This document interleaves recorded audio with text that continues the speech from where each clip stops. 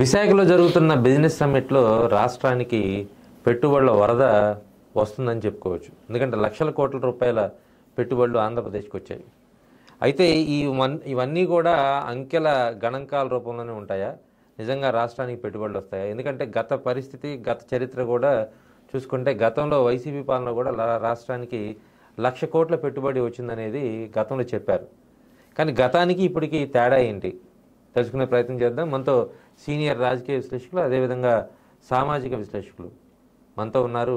లింగంనేని గారు, సార్ నమస్తే. ముఖ్యంగా విశాఖలో జరుగుతున్నటువంటి సమ్మిట్ మీద మీ నాలెడ్జ్లో ఉన్నటువంటి అంశాలు కానీ, అసలు రాష్ట్రానికి జరిగేటువంటి ప్రయోజనాలు కానీ చెప్పాలంటే ఏం చెప్తారు? అంటే ఒక విధంగా చెప్పాలంటే ఇవాళ విశాఖపట్నంలో జరుగుతున్న సిఏఏ సమ్మిట్ ఉంది కదా, 30వ సిఏఏ సమ్మిట్ ఆంధ్రప్రదేశ్కి సంబంధించి చాలా అద్భుతం అనే చెప్పాలి. ఎందుకంటే పెట్టుబడుల ఆకర్షణలో అంత అద్భుతంగా మనకు అనుకూలమైన పరిస్థితులు నెలకొన్నాయి. కారణం ఏంటంటే ఇప్పుడు నిన్నటికి చూస్తే 11,92,000 కోట్లు 400 కంపెనీలు ఎంఓఈలు చేసుకున్నాయి. 13,32,000 మందికి ఉపాధి దొరుకుతుంటున్నారు దీంట్లో. ఇక్కడ అంటే ఏంటంటే ఇవాళ ఈ పరిస్థితి ఎందుకు వచ్చింది? ఇంత ఇప్పుడు గతంలో కూడా ఒకసారి చంద్రబాబు నాయుడు గారు విదేశాలకు పెట్టుబడి కోసం వెళ్ళారు. అవును. మొన్న 24లో ముఖ్యమంత్రి అయిన తర్వాత కూడా అంత ఆశాజనకంగా రాలా, పెట్టుబడులు త్వరగా రాలా, చాలా సమయం తీసుకుంది. ఎందుకు తీసుకుంది అంటే గతంలో అనుభవాలు, ఆంధ్రప్రదేశ్ రాష్ట్రానికి సంబంధించి గత అనుభవాలు. కంపెనీలు ఏంటంటే ఒక కంపెనీ తీసుకొచ్చి 1,000 కోట్లు 1,00,000 కోట్లు పెట్టుబడి పెడుతుందంటే వాళ్ళ పెట్టుబడి సేఫ్గా ఉండాలని కోరుకుంటున్నాయి. వాళ్ళకి గౌరవం రావాలని కోరుకుంటుంది. వాళ్ళకి ఏదైనా అనుమతులు కావాలంటే గ్రోత్ కూడా చూసుకుంటారు కదా, అలా ఉండాలని కోరుకుంటుంది. గ్రోత్ అంటే వాళ్ళు ఆటోమేటిక్గా ఏంటంటే వాళ్ళు వ్యాపారం చేసుకుని పెరుగుతారు, అది వేరే సంగతి. మిగిలిన ఏది ప్రభుత్వ పరంగా కానీ అక్కడ లోకల్గా కానీ ఏ విధమైన ఇబ్బందులు లేకుండా ఉండాలనేది కోరుకుంటారు వాళ్ళు. ఆ విధమైన కాన్ఫిడెన్స్ ఏమైందంటే 2019లో ముందు చంద్రబాబు నాయుడు గారు ఆ విధమైన కాన్ఫిడెన్స్ తీసుకొచ్చిన తర్వాత వచ్చిన జగన్మోహన్ రెడ్డి గారు తెలుసో తెలియకో ఆయన చేసిన కొన్ని వ్యవహారాల వలన ఆ కాన్ఫిడెన్స్ పెట్టుబడిదారుల్లో తగ్గిపోయింది. కారణం ఏంటంటే అప్పుడు వరకు ఉన్న పీపీఎల్ని రద్దు చేశారు, పవర్ పర్చేజ్ అగ్రిమెంట్ని.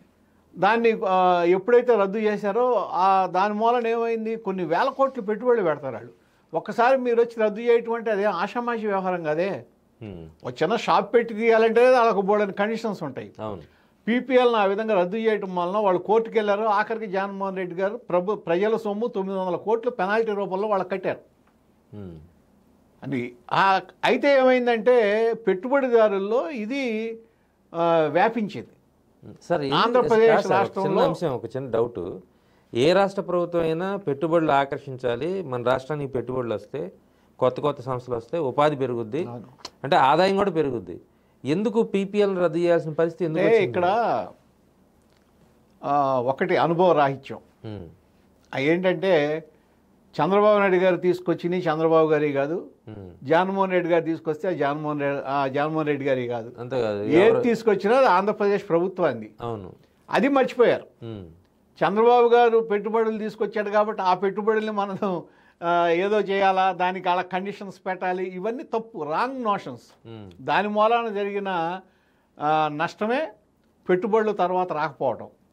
రోజు జగన్మోహన్ రెడ్డి గారు దావోస్ వెళ్ళారు, వెళ్ళినప్పుడు 1,00,000 కోట్లు పెట్టుబడులు వచ్చినాయని ఆ రోజు ఉన్న ఆర్థిక శాఖ మంత్రి బొగ్గన గారు, తర్వాత ఆయన పరిశ్రమల మంత్రి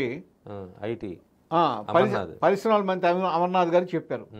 కానీ దాని తర్వాత ఒక బీజేపీ నాయకుడు దానికి సంబంధించి అసలు ఎంత ఎఫ్డిఐలు వచ్చినాయి అని సమాచార హక్కు కింద అడిగితే కొత్త ఎఫ్డిఐ ఒక్కడ కూడా రాలేదని వచ్చింది.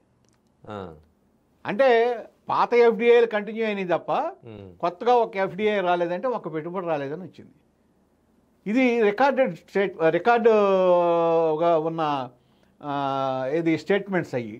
అంటే గత ప్రభుత్వంలో దావోస్ పర్యటన కానీ విశాఖలో పెట్టిన సమ్మిట్ అవేమి పెద్దగా సక్సెస్ అవ్వలా, లేదు, అది జీరో. అంటే ఇప్పుడు చంద్రబాబు నాయుడు గారు కూడా మొదటిసారి వెళ్ళిన పర్యటన అంత సక్సెస్ఫుల్గా జరగల. మొన్న అయితే ఏమైందంటే ఇప్పుడు ఆంధ్రప్రదేశ్ అదృష్టం లేకపోతే ఏమైందో కానీ ఇప్పుడు చంద్రబాబు నాయుడు గారు మామూలుగానే ఆయన అభివృద్ధి విషయంగా ఆలోచిస్తాడు. అవును. ఎప్పటికప్పుడు కొత్త కొత్త ఆలోచనలు కొత్తగా ఏం తీసుకురావాలనే ఆలోచన చేస్తాడు ఆయన. ఆయనకి నార్మల్గా ఏంటంటే ఆయన అభివృద్ధి ఆలోచిస్తాడు కదా, అభివృద్ధి గురించి ఎప్పుడూ ఆయన ఆలోచన ఆ విధంగానే ఉంటుంది. అయితే ఇప్పుడు ఇక్కడ జరిగింది ఏంటంటే ఆయన ఆలోచనకి ఆచరణ, ఆయనకి అనుభవానికి ఆవేశం తోడైనట్టు, అగ్నికి వాయువు తోడైనట్టు ఆయనకి లోకేష్ రూపంలో ఒక యువ రాజకీయవేత్త, యువకుడు, విద్యావంతుడు దొరికాడు. దాని ఫలితమే మీకు చూడాలంటే ఇప్పుడు గూగుల్ డేటా సెంటర్ తీసుకొచ్చే వరకు 13 నెలలు గూగుల్ డేటా సెంటర్ను ఒప్పించడం కోసం 13 నెలలు కష్టపడితే గూగుల్ డేటా సెంటర్ వచ్చింది. ఆ కష్టం మొత్తం లోకేష్దే కదా. అవును.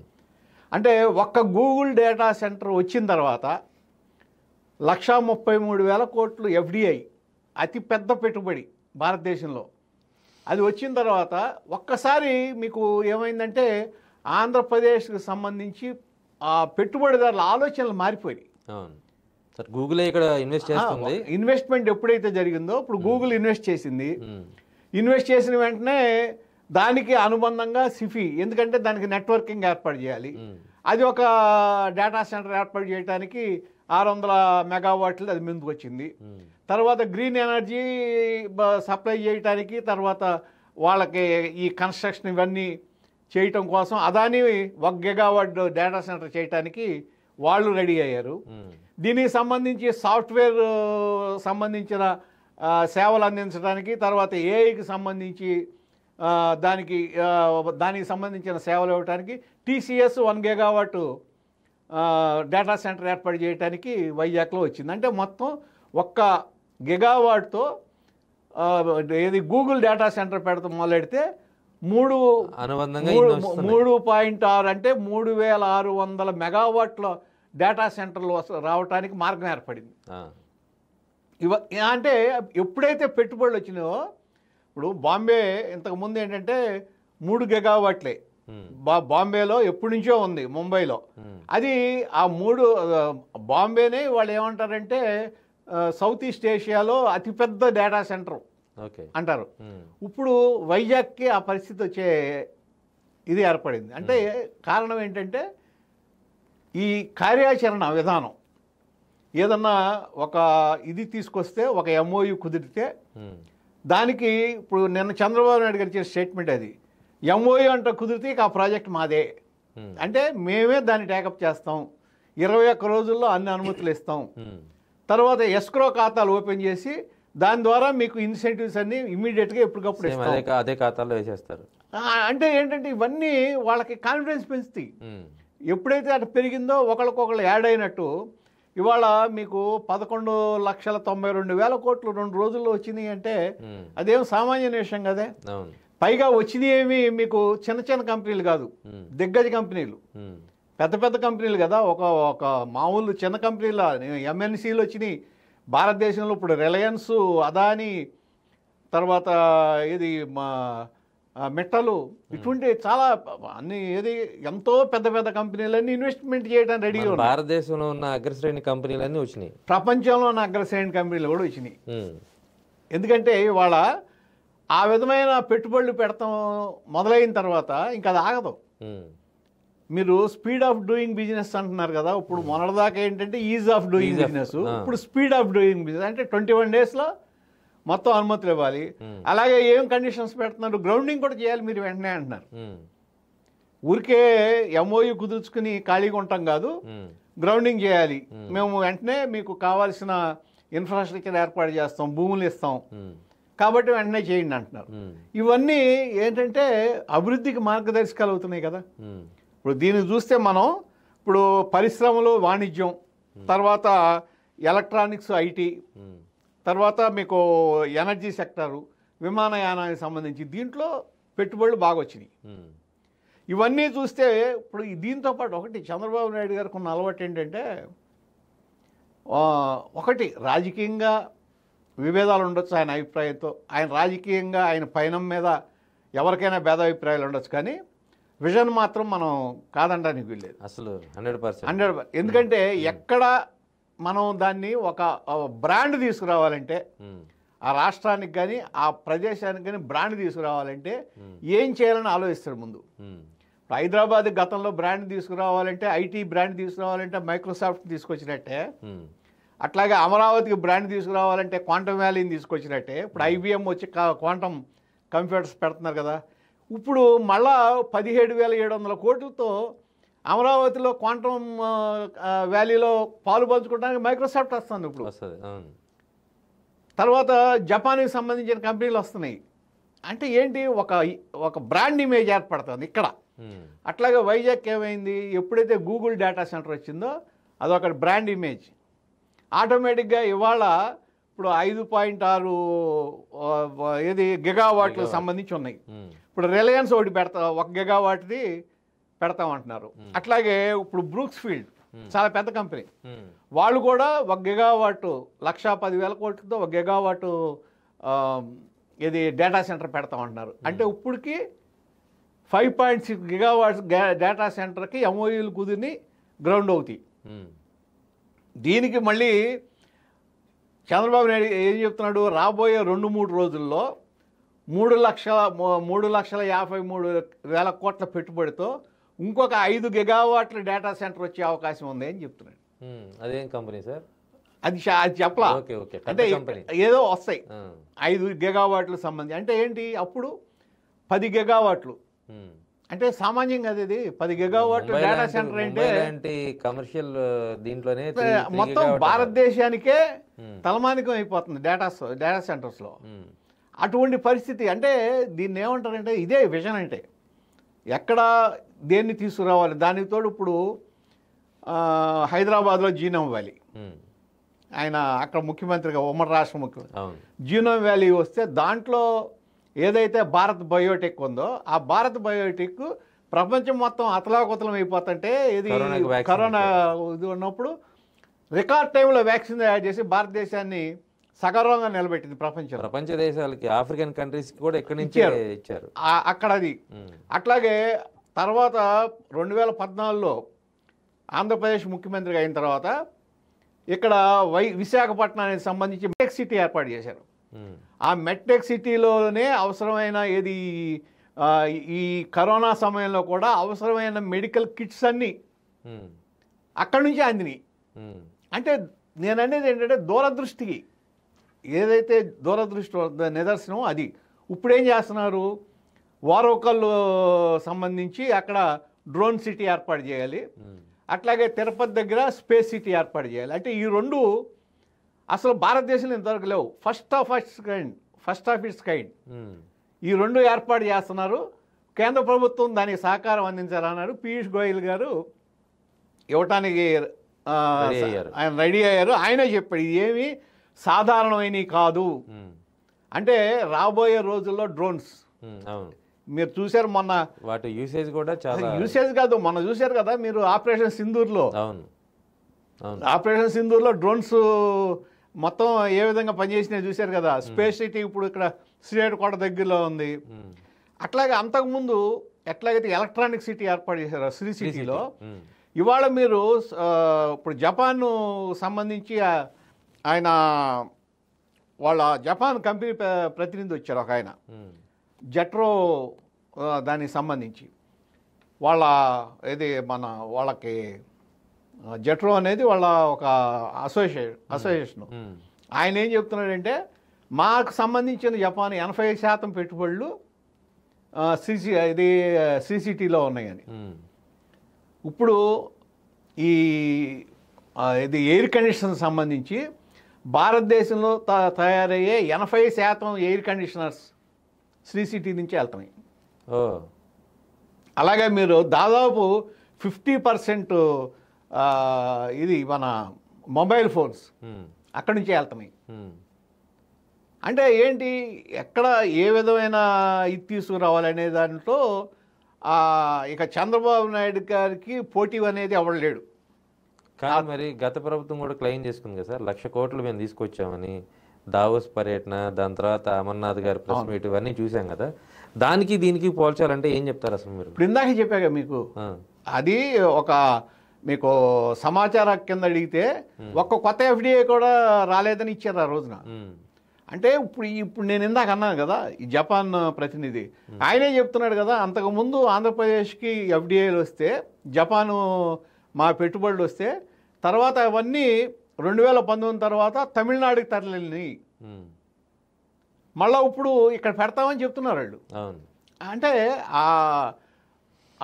అక్కడ ఎప్పుడైతే మీరు ఈ పెట్టుబడిదారులకు సంబంధించి ఒక చిన్న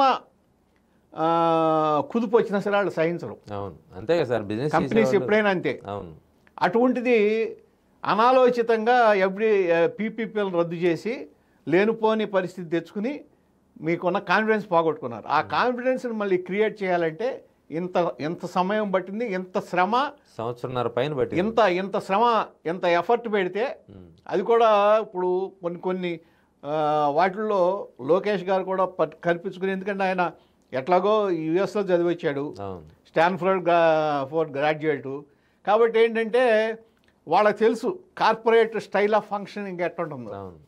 ఆ విధంగా ప్రయత్నాలు చేసి ఇవాళ పెట్టుబడులను తీసుకొచ్చారు. ఒక్క పెట్టుబడి వచ్చిన తర్వాత ఆటోమేటిక్గా మిగిలిన వాళ్ళు అట్రాక్ట్ అవుతారు.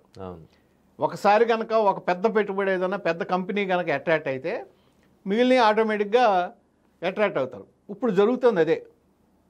దాని మూలనే ఇవాళ ఇన్ని పెట్టుబడులు, ఎంత ఇది, దీని వెనక వల్ల ఆషామాషికి రాదు కదా, చాలా శ్రమ ఉంటుంది. ఒక ఎఫ్డిఐ రావాలంటే దాని వెనకమాల ఎంతో శ్రమ ఉంటుంది. వాళ్ళని ఒప్పించాలి, వాళ్ళకి ఏం కావాలో చూసుకోవాలి. ముందే వాళ్ళు వచ్చి కొన్ని ఎక్కడెక్కడ వాళ్ళకి ల్యాండ్స్ ఇస్తారో వాటిని చూసుకుంటారు, ఆ పరిసర ప్రాంతాలు చూసుకుంటారు, వాళ్ళకి కావాల్సిన ఫెసిలిటీసు, తర్వాత వాటరు, ఎలక్ట్రిసిటీ, ఇవన్నీ చూసుకుంటారు కదా. అట్లాగే ఏంటంటే ఇంకోటి గ్రీన్ హైడ్రోజన్కి సంబంధించి దాంట్లో గేట్వే చేయాలనే ప్రపోజల్ ఒకటి చంద్రబాబు నాయుడు గారు పెట్టుకున్నాడు. అట్లాగే ఇప్పుడు రెన్యూబుల్ ఎనర్జీలో బాగా పెట్టుబడులు వస్తున్నాయి. రెన్యూబుల్ ఎనర్జీలో ఇప్పుడు 2030 నాటికి 500 గిగావాట్ల సామర్థ్యం రావాలి అనేది భారతదేశంలో మన భారత ప్రభుత్వం తలంపు. అయితే దాంట్లో 20% ఆ టైంకి మనం తీసుకోవాలనేది చంద్రబాబు నాయుడు గారి ఆలోచన. అంటే 100 గిగావాట్స్ సంబంధించి గ్రీన్ ఎనర్జీ తయారవ్వాలి భారతదేశంలో, అదే ఆంధ్రప్రదేశ్లో. దానికి ఇవాళ ఏది గ్రీన్ హైడ్రోజను, తర్వాత ఈ రెన్యూబుల్ ఎనర్జీ, వీటిలన్నింటిలో పెట్టుబడులు వస్తున్నాయి. ఇప్పుడు బాగా పెట్టుబడులు వచ్చినాయి కూడా వాటిలోనే. ఇప్పుడు ఈ డేటా సెంటర్స్ కూడా ఇప్పుడు అవి కూడా ఏంటంటే గ్రీన్ ఎనర్జీని ఉపయోగించాలనే ఆలోచన. మామూలు కన్వెన్షనల్ ఎనర్జీ ఇది అక్కర్లా, వాళ్ళు ఎవరికాడు సొంతంగా ఏర్పాటు చేసుకునే పరిస్థితిలో ఉన్నారు. కాబట్టి అంటే ఇవన్నీ ఏంటంటే ఏ పరిస్థితికి ఎట్లాగా మనం వెళ్ళాలి అంటే, ఎంత పెద్ద మనకి 1000 కిలోమీటర్ల పైన మన కోస్టల్ ఏరియా ఉంది కాబట్టి దాన్ని ఏ విధంగా మనం ఎఫిషియెంట్గా ఉపయోగించుకోవాలి అనే ఆలోచన చేసినప్పుడు ఇవన్నీ వస్తాయి. ఎప్పుడైతే మీరు ఆ ఫ్రెండ్లీనెస్ ఉందో, ఇన్వెస్టర్స్కి అనుకూలమైన విధానాలు ఉన్నాయో, ఏ విధంగా ఇన్వెస్టర్స్ స్పందించుతారు అనేదానికి కూడా వాళ్ళ ఇదే ఉదాహరణ. క్యూ కట్టినటువంటి పరిస్థితి అంతే, అంటే దాదాపు అలాగే ఉంది వాళ్ళు. కానీ ఇప్పుడు ఉన్నటువంటి రాష్ట్ర రాజకీయ పరిస్థితుల్లో కొన్ని రాజకీయ పార్టీలు చేసిన కాబట్టి ఏంటంటే పెట్టుబడులు మొత్తం కూడా విశాఖ కేంద్రీకృతం అవుతున్నాయి, అమరావతికి ఏం దక్కడం లేదు అనేటువంటి వాదన తీసుకొస్తున్నారు. మీరేం చెప్తారు? అసలు అది ఒక విధంగా చెప్పాలంటే ఏంటంటే రాజకీయపరమైన ఆలోచనలు, రాజకీయపరమైన ఇది నిన్నదాకానేమో అమరావతికి మీద ఎక్కువ ఇది చేస్తున్నారంట అన్నారు. ఇప్పుడేమో విశాఖకి ఉన్న కొన్ని దానికి ఉన్న అడ్వాంటేజెస్ని వాడుకుంటాం. ఇప్పుడు అమరావతికి ఉన్న అడ్వాంటేజ్లో క్వాంటమ్ వ్యాలీ వస్తుంది. రేపు పొద్దున అక్కడ యూనివర్సిటీస్ వస్తాయి, యూనివర్సిటీస్ని తీసుకురావాలనే ప్రయత్నాలు ఉన్నాయి. పెద్ద పెద్ద స్కూల్స్, బిజినెస్ స్కూల్స్ని తీసుకురావాలనే ప్రయత్నాలు జరుగుతున్నాయి. దాంతోపాటు టూరిజం డెవలప్ చేయాలి. అంటే ఇక్కడ ఏంటంటే పరిశ్రమలు కాకుండా, ఇప్పుడు పరిశ్రమలు కొన్ని కాలుష్యం ఉంటాయి. అమరావతి ఏరియాని కాలుష్య రహితంగా చేయాలి అంటే మీరేంటి మిగిలిన వాటిలో డెవలప్ చేయాలి. ఇక్కడ గ్రీన్ సిటీ ఇక్కడ ఏది ఉండాలో, ఇక్కడ ఏమి ఉండాలనేది డెవలప్ చేయాలి. ఇప్పుడు కర్నూలు ఉంది, కర్నూలులో ఇప్పుడు Judicial. మీకు ఆల్రెడీ అగ్రికల్చర్ సంబంధించిన పెడుతున్నారు. ఇప్పుడు కర్నూలు జిల్లాలోనే రిలయన్స్ వాళ్ళు ఇప్పుడు ఫుడ్ మ్యానుఫ్యాక్చరింగ్ పెడుతున్నారు. అక్కడ ఆహార పరిశ్రమ పెడదామని వాళ్ళు ప్రపోజల్ పెట్టేశారు. అక్కడ పెడుతున్నారు. మరి డ్రోన్ సిటీ వస్తుంది అక్కడ. అట్లాగే మీకు అనంతపురం జిల్లా రాయలసీమలో కియా మోటార్స్ వచ్చినాయి. Drone city Tirupati sir? Drone city Kurnool, space city Tirupati. Tirupati ఇప్పుడు తిరుపతి కూడా మీకు రాయలసీమ కదా, ఆల్రెడీ అక్కడ శ్రీ సిటీ బాగా డెవలప్ అయి ఉంది. అట్లాగే ఇప్పుడు కోస్తా ఏరియాలో ఇప్పుడు మధ్యలో మచిలీపట్నం అది వస్తే రేపు పొద్దున పోర్ట్ సిటీ డెవలప్ అయింది అనుకోండి, ఇక్కడ కూడా డేటా సెంటర్స్ రావచ్చు. పోర్ట్స్ అన్ని వచ్చిన తర్వాత దానికి సంబంధించిన అనేక పరిశ్రమలు వచ్చే అవకాశం ఉంటుంది. అంతేగాని ఇక్కడ వచ్చేటప్పటికి ఒక రాష్ట్రానికి పెట్టుబడులు వస్తే ఆనందపడాల్సింది పోయి అక్కడ వెళ్ళింది ఇక్కడ వచ్చింది ఆ ఏరియా వచ్చిందని అసలు ఇది ఒక విధంగా చెప్పాలంటే విజన్ లేని ఆలోచన. దాని మూలాన వాళ్ళకేమీ ప్రయోజనం ఉండదు. ఒక చోట ఉద్యోగం కావాలి, మన పిల్లలు చదువుకున్నారు, వాళ్ళకి ఉద్యోగం రావాలి, ఎక్కడైనా వెళ్ళిపోతారు కదా. జాబ్ కంపెనీలు వస్తుంటే ఇప్పుడు ఇతర దేశాల్లో మనకి యూకే కానీ అమెరికా కానీ కెనడా కానీ ఇట్లాంటి దేశాల్లో మన పిల్లలు చాలా మంది అక్కడ స్ట్రగుల్ ఫేస్ చేస్తున్నారు. అక్కడి నుంచి ఇక్కడికి వచ్చి చేస్తారు. ఇక్కడే అదే కాదు, అన్నిటికన్నా ముఖ్యమైనది ఏంటంటే ఎంఎస్ఎంఈ పార్కులు ఏర్పాటు చేస్తున్నారు కదా. ఆ ఎంఎస్ఎంఈ పార్కులు ఏంటంటే ఒక్కొక్క ఎంఎస్ఎంఈకి కనీసం 10 నుంచి 15 మందికి ఉపాధి వస్తుంది. ఆ ఎంఎస్ఎంఈలు ఎన్ని ఏర్పాటైతే అంత ఉద్యోగాలు వస్తాయి. అన్ని ఉద్యోగాలు వస్తాయి. దాంట్లో ఇప్పుడు ఇవేంటంటే ఒక పెద్ద కంపెనీ వస్తే దానికి అనుబంధంగా ఒక 50-100 పైన చిన్న చిన్న కంపెనీలు వస్తాయి దాన్ని సపోర్ట్ చేయడానికి. అట్లా ఇప్పుడు మొన్న రెన్యూ ఎనర్జీ వాళ్ళు ఒకటి ఇక్కడ ఏంటంటే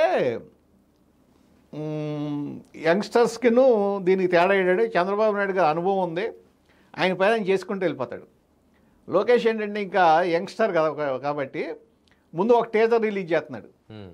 రేపు లేకపోతే వాళ్ళ సాయంత్రం 5 గంటలకి ఒక కొత్త ఆలోచన వస్తుంది, ఒక కొత్త ఇన్వెస్ట్మెంట్ వస్తుందని ఒక ట్వీట్ చేయడం చేస్తున్నారు.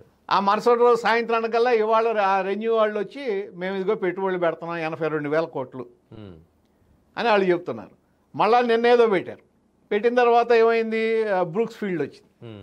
అట్లా నేననేది ఏంటంటే దాన్ని కూడా ఒక ఆలోచన రేకెత్తిస్తున్నాడు ప్రజల్లో, చేసే పని ప్రజల్లోకి తీసుకెళ్తున్నారు. ప్రజెంటేషన్ బాగుంది. ప్రతిపక్షాలకి అది బాధేస్తుంది కదా. బాధేసినా అక్కడ రాజకీయం వేరు, అభివృద్ధి వేరు. వాళ్ళు కూడా ఆలోచించాల్సింది. ఎప్పుడు అభివృద్ధి రాజకీయం అనేది ఎప్పుడంటే ఎలక్షన్ ముందు వరకు ఉండాలి. ఎలక్షన్ తర్వాత ఏంటంటే ప్రజల శ్రేయస్సు, రాష్ట్ర అభివృద్ధి ముఖ్యమనేటట్టు ఉండాలి తప్ప దానికి ముడిపెట్టి ఏది చేసిన తప్పు అనేది ఆలోచన తప్పు. అది దాని మూలాన ఏంటంటే ఆ పార్టీకి నష్టం. ఇప్పుడు మొదట్లో మీరు దానికి ఉదాహరణ ఏంటంటే గూగుల్ డేటా సెంటర్ రాగానే దాని మీద విష ప్రచారం మొదలెట్టారు. దీని మూలాన అసలు అడవులే అంటుకుపోతాయంట, ఆ పక్కన అంటుకుపోతాయంట, ఆ వేడికి నీరు కావాలంట, ఎక్కడెక్కడ నీళ్లు చాలవు, దానికి ఎనర్జీ ఎక్కడి నుంచి సప్లై చేస్తారు, ఇవన్నీ వచ్చినాయి. అసలు ఎవరో ప్రపంచంలో ఎవరో పెట్టుకోకపోతే వాళ్ళని బతిమాలి మనం తెలుసుకుని ఇన్సెంటివ్స్ ఇచ్చి ఇక్కడ పెట్టించామని తర్వాత తెలిసింది. ఇప్పుడు డేటా సెంటర్ మూలన ఉద్యోగాలు వస్తాయి. అది యుఎస్లోనే డేటా సెంటర్లోనే, తర్వాత బాంబేలో ఉన్నాయి, అనేక కంపెనీలు సింగపూర్లో ఉన్నాయి. డేటా సెంటర్ అనేది అని ఎప్పుడైతే తెలిసిన తర్వాత ఆ డేటా సెంటర్ మేమే పెట్టించాం, అదాని డేటా సెంటర్ అని మళ్ళీ అంటే దాన్ని ఓన్ చేసుకున్నా. నేననేది ఏంటంటే అసలు ఆ ప్రయత్నమే ఉండకూడదు. మంచి జరుగుతున్నప్పుడు ఎప్రిషియేట్ చేస్తే పెద్ద మనిషి లక్షణం ఉంటుంది. చెడు జరిగినప్పుడు మీరు ఏదన్నా దాంట్లో అనుమానం ఉంటే దాన్ని ప్రశ్నించండి, తప్పులేదు. ఎందుకంటే ప్రజల సొమ్ము అది ఊరికే వేస్ట్ అవ్వకూడదు. ఆ ప్రశ్నించే హక్కు ఎప్పుడు ఉంటుంది. కానీ ఒక మంచి ప్రయత్నాన్ని, ఒక మంచి ఇన్వెస్ట్మెంట్ని దాన్ని ఎగతాళి చేసేటట్టుగా, హేళన చేసేటట్టుగా ఉండకూడదు. దానివల్ల మీకు నష్టమే తప్ప లాభమే ఉండదు. అక్కడ ఏంటంటే మీరు ఆలోచించుకోవాలి. అట్లాగే ఇప్పుడు దీనికి సంబంధించి ఇప్పుడు ఆంధ్రప్రదేశ్ సంబంధించి ఇంకా కావాల్సి ఏంటంటే ఆంధ్రప్రదేశ్లో రేర్ ఎర్త్ మినరల్స్ ఉన్నాయి ఆ కోస్టల్ ఏరియాలో కానీ అనేక చోట్ల. అంటే ఇప్పుడు ఈ బ్యాటరీ తయారీలో కానీ లేకపోతే రక్షణ రంగానికి సంబంధించి కానీ స్పేస్ టెక్నాలజీకి కానీ అన్నిటికీ కొన్ని రేర్ మెటల్స్ కావాలి. ఇప్పుడు దాంట్లో చైనా నెంబర్ 1గా ఉంది. అందుకనే మొన్న యుఎస్ కూడా చైనా మీద మీకు ఏది ఈ టారిఫ్స్ వెంటనే పెంచలేకపోయింది. కారణం ఏంటంటే రేర్ ఎర్త్ మినరల్స్ మెటల్స్ వాళ్ళ దగ్గర ఉన్నాయి. ఇప్పుడు మనకి సంబంధించి అలానైట్ నిక్షేపాలు, అట్లాగే లిథియం, ఇవన్నీ కూడా మన కోస్టల్ ఏరియాలోను, తర్వాత ప్రకాశం జిల్లాలో, కర్నూలు, అనంతపురం జిల్లాలో ఉన్నాయి. వీటిని మీద ఇప్పుడు దృష్టి పెట్టాలి. వాటిని వెలికి తీయటం ఎలా, వాటిని ఉపయోగించుకోవటం ఎలా, వాటిల్లో అంటే ఎప్పుడైతే మనకు ఆ రేర్ మెటల్స్లో కనుక మనం ముందుకెళ్తే దాంట్లో మనం కనుక ఇది ఎక్సెల్ అయితే ఆటోమేటిక్గా ఆంధ్రప్రదేశ్ అనేది మళ్ళీ టాప్ పొజిషన్లోకి వచ్చేస్తుంది. ఎందుకంటే అది అవసరం. ఇప్పుడు లిథియం ఉంది మనకి, బ్యాటరీలో ఎక్కువగా అదే వాడతాం. అట్లా ప్రపంచం మొత్తానికి మనం సప్లై చేసే స్థాయికి వెళ్ళాలి. అట్లా వెళ్ళినప్పుడు ఏంటంటే అంటే ఆ ప్రయత్నం కూడా ఇప్పుడు చేయాలి. ఎందుకంటే ఈయన చేయగలడు. ఒక ఆలోచన అంటూ వస్తే చంద్రబాబు నాయుడు గారు ఖచ్చితంగా చేయగలడు. ఆ ప్రయత్నం మొదలెడితే ఆంధ్రప్రదేశ్కి ఊహించనంత ఇంపార్టెన్స్ వస్తుంది, ఊహించినంత లాభం కూడా జరుగుతుంది. అదొకటి చూసుకోవాలి. అట్లాగే ఇప్పుడు గ్రీన్ ఎనర్జీ హబ్గా చేద్దాం అనుకుంటున్నారు. ఆల్రెడీ దాంట్లో కొన్ని లక్షల కోట్ల పెట్టుబడులు వచ్చినాయి.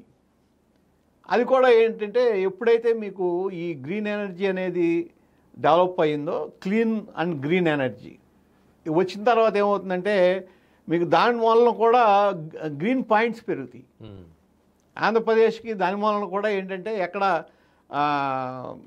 పొల్యూషన్ ఉండదు, పొల్యూషన్ తగ్గిపోతుంది. తర్వాత ఇంకోటి ఏంటంటే నిన్న ఆయన తీసుకున్న ఆలోచన, రైతుల పొలాల్లో బీడు భూములు ఉంటాయి. బీడు భూముల్లో మనం సోలార్ ఇది పెడతానికి ప్యానల్స్ యూనిట్స్ పెట్టి మనం ఆ విధంగా చేయొచ్చా అంటే నిజంగా అది అద్భుతమైన ఆలోచన. వన్స్ కనుక అది సక్సెస్ అయితే బీడు భూముల్లో కూడా డబ్బులు వస్తాయి. రైతులకి పంట పండని బీడు భూముల్లో కూడా వాళ్ళకి నెల నెల డబ్బులు వస్తాయి. ఆ పరిస్థితి కూడా వచ్చినప్పుడు అప్పుడు ఆంధ్రప్రదేశ్ని డెవలప్మెంట్ అంటే ఏంటో కనపడుతుంది. ప్రతి చోట ఆదాయ మార్గం ఎదుకాలి. అది ఎడారి అదొకటి. ఇప్పుడు రెన్యూ ఎనర్జీలో కూడా వాళ్ళు కూడా మామూలు ఏది రెన్యూబుల్ ఎనర్జీలో పెట్టుబడులు పెడతంతో పాటు ఈ ఫిల్మ్స్ ఉంటాయి కదా, ఏది మన ఈ ప్యానెల్స్కి, మన సోలార్ ప్యానెల్స్కి ఆ పైన ఫిల్మ్స్ ఉంటాయి కదా, ఆ మ్యానుఫ్యాక్చరింగ్ యూనిట్ కూడా పెడుతున్నారు వాళ్ళు. ఓకే. అంటే ఇప్పుడు ఆల్మోస్ట్ మనం ఏంటంటే గ్రీన్ ఎనర్జీకి సంబంధించి, ఈ సోలార్ ఎనర్జీకి సంబంధించి ఇక్కడే తయారవుతున్నాయి అనుకోండి, ఆటోమేటిక్గా మొత్తం మనం ఒక విధంగా చెప్పాలంటే చైనాతో పోటీ పడే పరిస్థితికి వెళ్తాం. అంతే కదా, ఖచ్చితంగా. ఇప్పుడు వాళ్ళు ఒక ఉపాధి, ఒక కుటీర పరిశ్రమ లాగా ప్రతి ఒక్క ఎలక్ట్రానిక్ సంస్థ తయారు చేసుకుంటారు. అట్లా అంటే ఇక్కడ ఏంటంటే ఒక ప్రయత్నం జరుగుతుంది, మంచి ప్రయత్నం. దానికి పారిశ్రామికవేత్తల నుంచి, పెట్టుబడిదారుల నుంచి మంచి సహకారం అందింది.